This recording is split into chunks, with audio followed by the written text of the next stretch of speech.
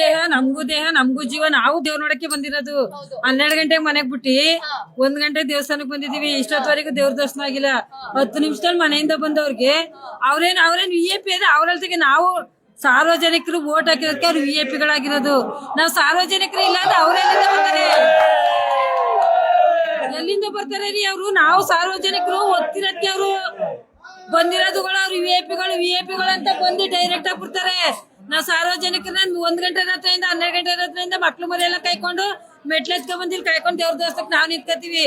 ಯಾವ್ದೇ ದೇವಸ್ಥಾನದಲ್ಲಾದ್ರೂ ಎಲ್ಲಾರ್ಗು ಒಂದೇ ಸಮಾನವಾಗಿ ಮಾಡ್ಬೇಕು. ಅದು ಮೇನು. ಅವ್ರ VIP ಗಳಾದ ತಕ್ಷಣ ಅವ್ರ ಮೈಯಲ್ಲಿ ರಕ್ತ ಚಿನ್ನ ಹರಿಯಕ್ಕಿಲ್ಲ, ರಕ್ತನೇ ಹರಿಯೋದು. ನಮ್ಮ ಮೈಯಲ್ಲಿ ಹರಿಯೋದು ರಕ್ತನೇ.